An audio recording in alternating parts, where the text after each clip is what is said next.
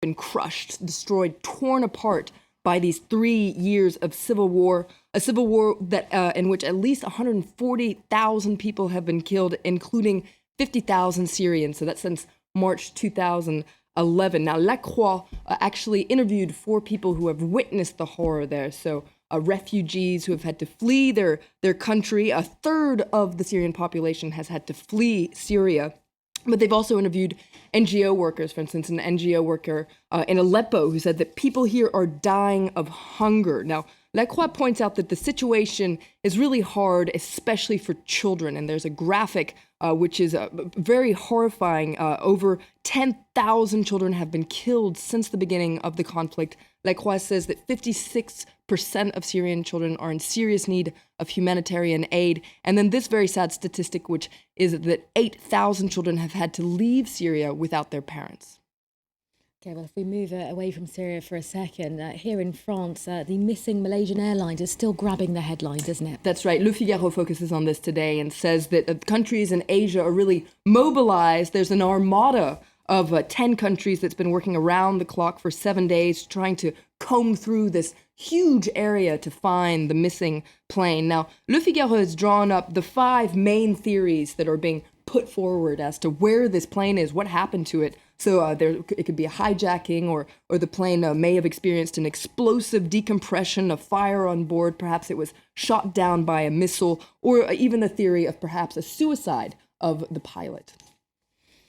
Right, the situation in Ukraine is also getting a lot of press attention, and this ahead of the highly anticipated referendum on Sunday. That's right. There's a very interesting article, once again, in Le Figaro that's focusing on an angle that I hadn't seen up until now, and that's the cost of this. How much would it cost Russia to integrate Crimea into the Federation? Well, it would cost Moscow a lot of money, 20 billion euros, according to experts that are cited in Le Figaro. Now, why would it cost so much? Well, it's because Crimea is a very poor region and it has a lot of catching up to do. So Moscow, for instance, would have to pay for retirement pensions for retirees, but also would have to finance all sorts of infrastructure construction. For instance, they're talking about a bridge that would link Crimea to the mainland that would cost 480 million euros. But the article points out that all this comes at a very touchy time for Russia, because it's also facing budget concerns as well. So this article wonders if Russia will actually go through with this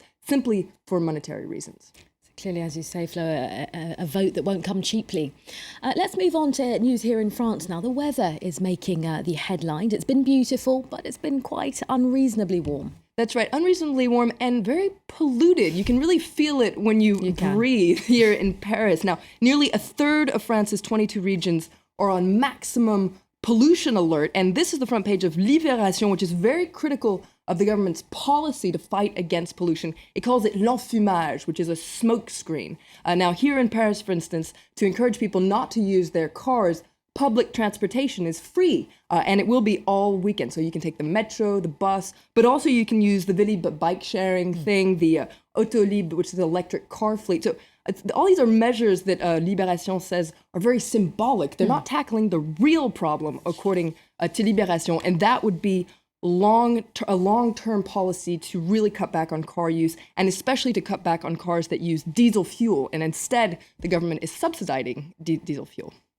Oh, well, finally, staying with the French media, they're picking up on a photo campaign that's coming out from the US. That's right. This is in the Huffington Post, the French version. It's a very interesting project that's called I Too Am Harvard. Now, this is a nod to a famous poem by Langston Hughes called I Too. Now, basically, this is a photo campaign that focuses on what it's like to be Black at Harvard. And so you see these students holding up a board with all sorts of stereotypes or racism that they've experienced in their everyday life at school. So you could see a young man there with headphones on, and he was saying, "No, I'm not listening to rap."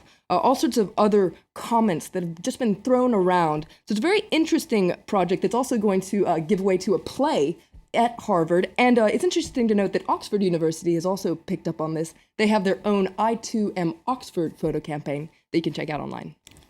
All right, Flo, that's where we leave it for now. Thanks very much for joining us.